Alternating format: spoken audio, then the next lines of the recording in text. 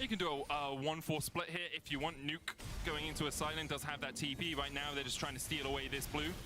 Sheo taking more of the enemy's blues than his own in this game. Still up. Yeah, Nuke does have the teleport. Adam's pushing in the mid wave here. They're going to try and sync these two waves. Bot wave is a double stacked, as is the mid. But Astralis actually might be able to clear this mid lane before the bot lane gets in. So not the best timing from BDS. They are pulling Astralis around the map a little bit. But because Astralis only have to react to one full wave at a time, it makes it a little bit more simple for the defending team. A part of me feels that BDS don't really appreciate how strong they are. Like, they're taking their time when I really think they could be a lot more aggressive when it comes to the siege. We're now starting to see some of that chip damage. Adam will tank one of the traps, and it's immediately going to get replaced. Nuke, there we are, now hitting the mid lane tower, and this should spread Astralis out a little bit more. I think Astralis have just sacrificed that mid tower. There's a wave is about 5-10 seconds away from hitting this bot lane. Nuke continues to push in. Astralis will try and defend. The trap's eaten by Adam. Tasty cupcake for him.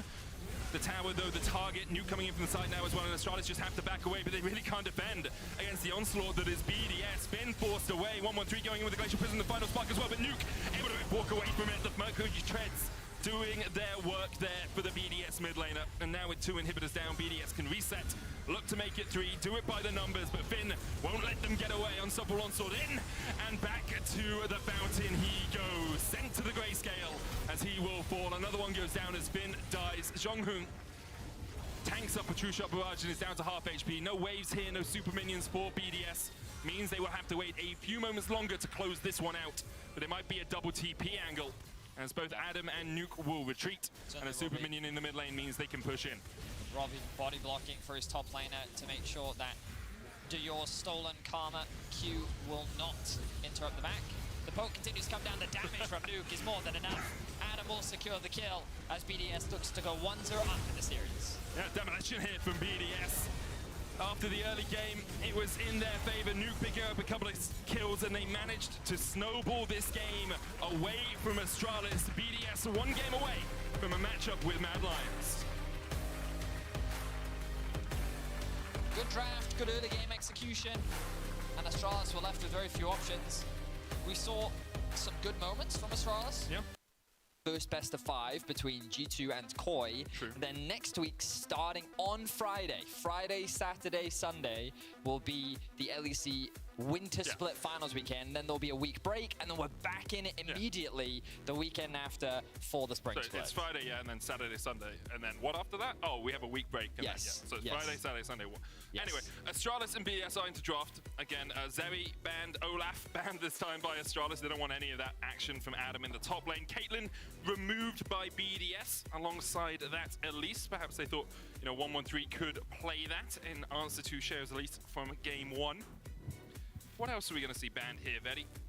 Get a Lucian Nami perhaps? Instead, Sejuani. Oh, Sejuani banned. Does that mean that the Viego, maybe the Jarvan, is going to come out? Have you heard of a champion called Vi? I have. I didn't think she was good when she first came out. I still don't think she's particularly good now. Great in Arcane, though. Great in Arcane. Wonderful. One of my favorites. Yeah, I mean, they could first pick Lucian. They should probably first pick Lucian. I would first pick Lucian. That makes sense to me. I would first pick Lucian. Yeah. I'm not going to give any of the suggestions because they're going to first pick Lucian. Okay.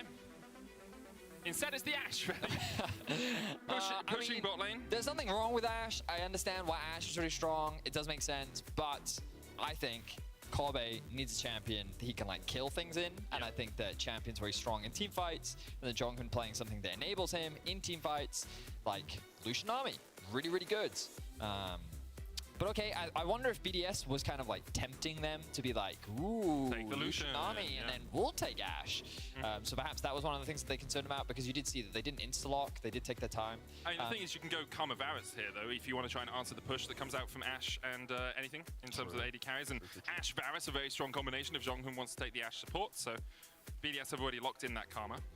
I wonder if Heimerdinger is still considered an option by the pros. We know that on this patch we've been seeing it significantly less, but I do wonder if teams are still interested. Sheo's Wukong, something I'm excited to see.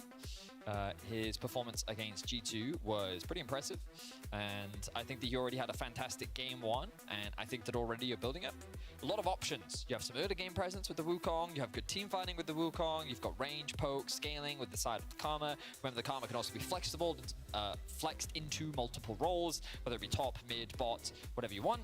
And I'm very surprised that Astralis is locking in Gnar right now. I mean, it's comfort for Finn in the top lane, but it also means that you have to sack either AD carry or jungle here. You could flex the Ashe to AD carry, and then you pick jungle here, but instead looks like they're going to go Varus Ashe for the powerful Hail of Blades combination down towards that bottom lane. Sure. Which means 113 will have to search deeper into his pool for a jungler to select. So BDS are just going to do what they've already done, which is play a very safe, very good scaling bot lane, gives you a lot of power already at level 1, level 2 as well. You do have to be a little bit careful, but we'll see how this bot lane does in fact clash, because the biggest difference between Caitlyn and Lux is that Ashe has a lot more threat than a Lux does at the early levels. You already mentioned the double Hail of Blades, but no jungler locked in for Astralis means that BDS have easy bans ahead of them. They can just ban away some of 113's most comfortable champions, which is Vi being one of them. Jarvan is probably the next on the chopping block. If it's not, it is very likely to be the Viego. Astralis themselves choosing to ban away the Sylas. This has been one of the strongest picks and the most consistent picks that we have been seeing come out from Dior. The Xin Zhao actually going to be banned away from 113. Okay, a little bit surprising. We'll see what direction he decides to go in moving forward. Because I think, to be fair, when you look at this comp, probably don't want to play Jarvan into an Ezreal. Probably don't want to play Jarvan into a Wukong. So they're probably not too concerned about the Jarvan pick. This does suggest that they're looking at a Viego. But we'll see if 113 has something else in his champion wheelhouse. As Azir actually now being removed, Astralis will have to blind pick their mid, as I expect BDS to lock in their top laner, and it will in fact be Renekton. And so I wonder where Astralis go now, because as you say, it's a blind mid. You're probably going to go jungle first and give yourself a little bit more time to think about mid lane. Ryze a possibility. I thought about Ryze, for Dayor, one of the 3 champions he played last week alongside the Karma, but of course Karma already taken away by BDS. Here, jungle Viego, as you said, possible, but Maokai, even though 113 hasn't been playing it, still very much a powerful jungler on this patch. Yes, I'm happy to see this. This is something that I was convinced he just refused to play, but it makes a lot of sense. I think that it gives you more than enough crowd control, and that's, I was just about to say, I'd love if they paired this up with something like an Orianna or a Victor and just a typical control mage, because now you really do have your conventional front-to-back team fighting composition, and this is so easy to execute. There's so much easy follow-up. You have double CC from your bot lane, you have the massive AoE with the Maokai, and you have a solid front line with the form of the Gnar. Kassadin is a safe scaling mid that Nuke has clearly been practicing leading up to this week. The difference this time now, though, is Astralis has way more lockdown than they did last time. The Renekton doesn't have the same access onto the backline as an Olaf does. When paired with the Wukong, sure, you do have a decent amount of dive, but you don't really have the same amount of early game presence.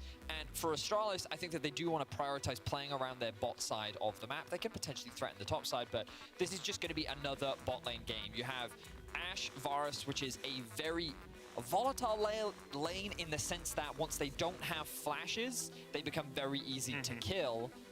But as long as they are safe and they are taken care of, it is an incredibly oppressive lane with strong poke, strong setup for ganks, real threats of a dive. It can be very lethal. It just all comes down to how much can the junglers enable or influence the bot lane 2 versus 2. And Zhonghun has been so good at making his presence known as a support throughout the course of his career here in the LEC. On the Ashe, he has the chance to do that. I wonder if he'll maybe even run Barrier in this game for the early trade. Hail of Blades Barrier into a Karma, just sprint at her and auto-attack her as much as you can do the same into the Ezreal. If you manage to make him take E level 1 as well, can be a real struggle. Looks like it double is a barrier for Zhonghun. Double barrier down towards that bottom, double Hail of Blade, sorry, down towards that bottom lane for Astralis. Let's get into the game though. Astralis on the brink of being eliminated from the LEC Winter Split.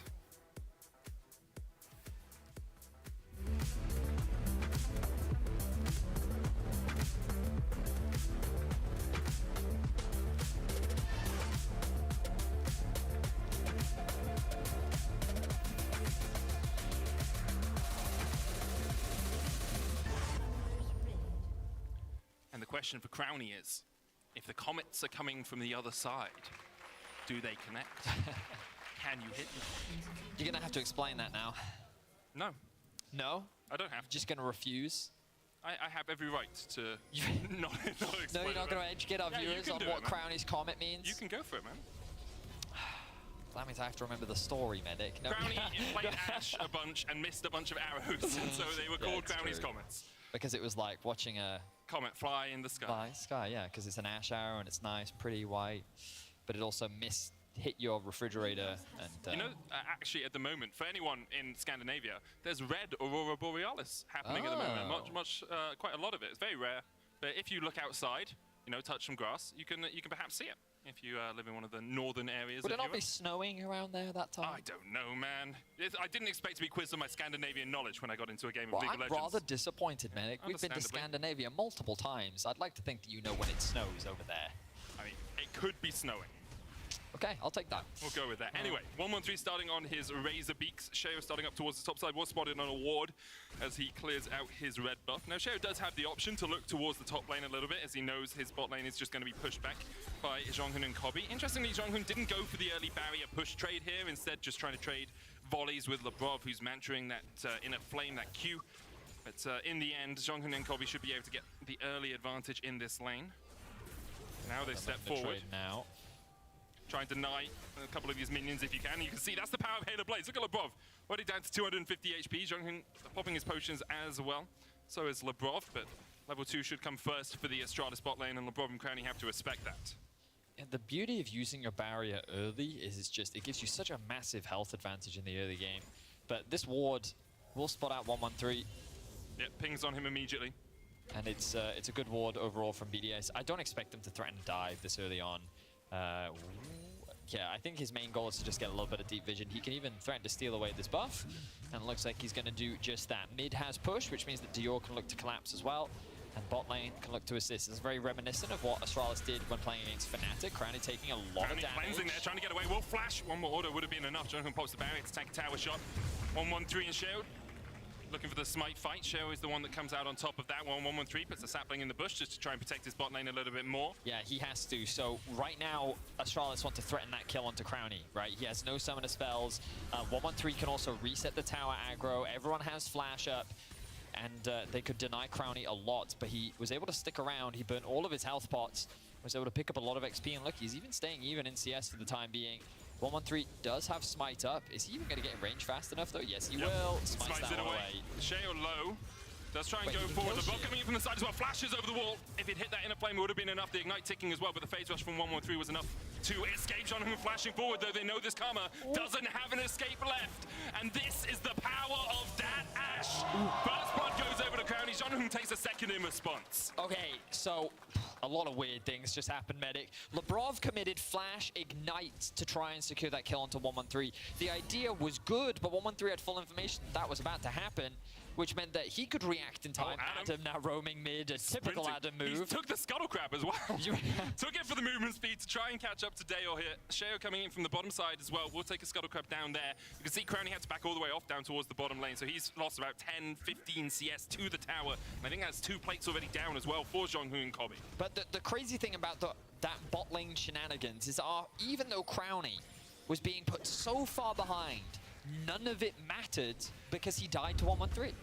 Well, he got a kill. He killed 113 rather, yes. And so you'll see here, the flash, good response from 113 to be able to sidestep that one, and then Jonghun saying, hey, I can actually commit to this, I have the slows, and I can get this kill. But look, 113, he's just overstaying, the slow gets applied, really well played there by Crowny, able to secure that kill, because he not only gets first blood, but he also gets himself a red buff, which then provides him with an extra bit of healing.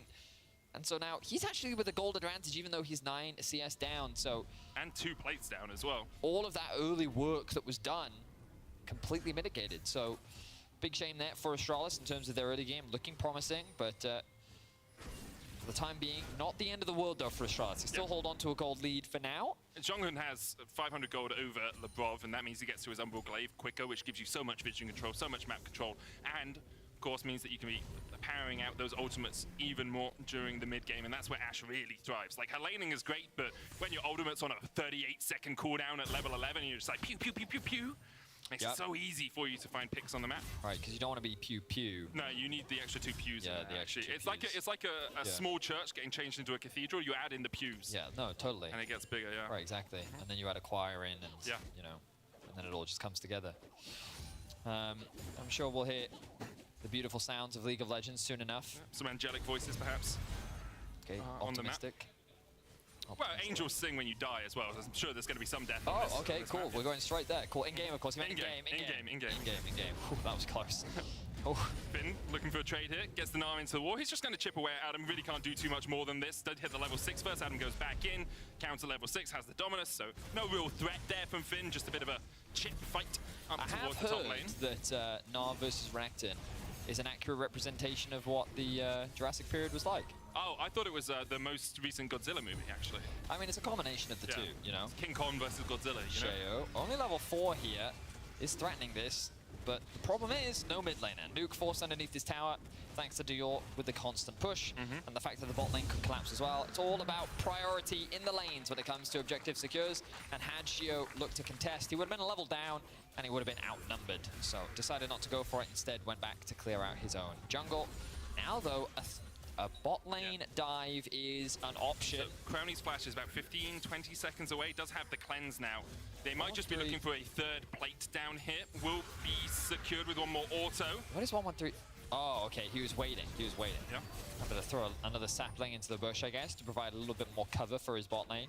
Remember, one of the sneaky things that Wukong can do is be invisible. Sneaky, and there you go. Double sapling, haha. There goes all your HP, completely outplayed. That's the Maokai experience. It's not first strike Maokai though, so you don't get that extra gold infusion whenever your saplings do some work for you. You just lose half your HP for walking nearby something. Deserved, yeah. You played poorly there, Sheo. Plate fell there and Astralis didn't pick it up. Now, it's not... Wow, we're really being hypercritical. No, but they should have picked it up, man. True, they just had to auto it one time last time. You're right. That's 175 gold that just disappears into the ether. Correct. And as a capitalist society, we want to get every single bit of that gold we can, Betty. The minions died for that. You need to reinvest it, bro. Yeah. That's where you get the real capital. I have my eyes on Nuke right now. What is he up to? Cheeky little ward now down by the entrance to the Wolves. A ward you don't often get to see, largely because it would be a little crazy to push that deep into the jungle, but just Kassadin things. You have the Rift Walk R is what I always call it, to dodge out to safety. But 113 actually went around the ward. So even though they have all this great vision set up, so far they haven't actually spotted out where 113 is. He will secure level 6, and now Maokai will be looking to make some action happen. The thing is that 113 is going to get spotted on vision as he goes up towards that mid-tailed Kobe. Going to hit the ult on Crowny, immediately cleanses away. Piercing arrow flashed away. Zhonghun going low here, as well as Lebov is forced up towards the top side. They're going to try and make him flash. They should just be able to walk out of this one. Okay, good play there from BDS. They got both summoners out from Crowny, and that's going to be very difficult for this bot lane to come and collapse onto the Herald. However, Sheo still wants to contest. We can see Lebrov, even though he got bullied off of it, has made his way up towards top, and he should be able to assist in this fight. I think they're very scared of Renekton and Wukong at this point in the game. Maokai still very squishy. Burns the flash out. 113 has the smite. Down to 500, 113 getting in, it's so low, it's smited! 113 was baited and outsmarted by BDS. Sheo secures the Rift Herald as well. And Finn now chased up towards the top side by Adam. Will be able to dash away, but Adam continues to trade. I looked at 113's smite. I wasn't looking at Sheo's, but I felt like Sheo made it look like he didn't have his smite up. Yeah, I think so It felt as well. like a bait to me. I'd love to know afterwards, if we get a chance to talk to him, whether or not that was intentional, because I would have done the exact same thing as 113. You know, like, you see that the enemy jungler isn't smiting the Herald, it's below 600 HP. Why wouldn't you go for it? Because at the very least, even if you lose your life, you deny the Herald, which can be just as valuable. And but he ends up losing his life. The smite ends up coming down, and then ends up being an easy objective picked up for BDS, so they've equalized the gold. And denying that away from Astralis, given the amount of power that they have in the lanes right now. They've got push in mid, they've got push in top. Oh, Finn takes the tower shot, that's the flash. Flash forward by Adam. Finn's going to try and get away from this one using the movement speed from the Hyper, but can he escape? Dodges just out now of Finn range. didn't kill Adam. Finn has that Mega Gnar stacking up, not quite one more. Oh no, Finn under the tower gets the wall, but Adam dodges to the side of it, and Adam wins the 1v1. Oh my word, the comedy of errors there. The sad BMO comes out from Adam, but he will succeed. Look, you can see Finn laughing. He knew what just happened. That will be a pretty sizable lead now for Adam. But yeah, that's why we know about Tyrannosaurus Rex and why we've never heard of a Gnar throughout history. Very true. Tower looks like it's going to go down here for Astralis. 113, just covering once again. We've seen this so many times, just 113 into Sheo. In this exact position, just looking at each other, Sheo goes in. The problem is, the Bramble Smash, that Q, does health damage, percentage health damage. Right. So you tend to lose that trade when you go in. Even though you're Wukong, you got your big stick, and all he's got is his tree trunk of a fist. You do lose out on it. 113 forces them away. That tower in the bottom lane is going to fall. You can see Crowny standing pretty far back from it. Might just try and farm with Mystic Shot. Still relatively safe on the Ezreal, but 113 continues to win out those trades. Tower falls. Goal goes over to Kobe. That's 625 in his back pocket. And now they can start to use this Varus on the rest of the map. Well, Dragon spawning as well, so Astralis can very quickly convert that bot lane tower into another objective. Labrov is hovering around mids. The wave clear though from Labrov. I don't think they can do anything here to Yor. Should be perfectly fine. Even trades back onto Labrov and wins out on that trade. But yeah, this should be an easy objective. Sheo making a beeline towards what I thought was top lane, but it looks like it's just the Scuttle Crab for now, as I'm keeping my eyes on Jonghoon. 9 seconds, ready. 8, you ready for the first pew? Sorry, second pew of the game. Here we go. Jonghoon. Dun, dun, dun, dun, dun, dun, dun. Adam, no flash. Is he going to eat? Is he going to go forward? Jonghoon standing back. No pews. A sad moment for all pew lovers out there. Kobe, though, trading in the bottom lane. Crowny going forward, has no sums and has no life left. Almost gets the final auto in, but just can't quite land it. Sheo is down towards this bottom side. The arrow, the pew, it hit Labrov. He thought it was going somewhere else, but Jonghoon's still the sniper that we expected him to be. He finds his mark in the mid lane and his second kill. He's pushing Nuke off the mid wave as well. Level 6 to level 9. Adam is making his way down, but it looks like Jonghoon will be able to walk away safely. Hail of Blades procced, good damage. What are you gonna do, man? Ash is so disgusting. What are you gonna do? You just walk at someone and they're like, okay, I'm gonna walk away from you, and you're just slowing them. Like, constantly, they're trying to get away from you and there's just ice in their feet. What's incredible is Jonghoon just like wasn't punished. Sheo did end up walking over to mids to threaten, but Nuked 3 levels ahead said, you know what? Nope, I am terrified of Ice Queens. And I don't want to touch anything Ice related. Queens or Ice Creams? No, she's terrified of ice cream. Now stop it. Ice cream is a delicious flavor. Ice queens that fire giant arrows of death at you, somewhat different thing.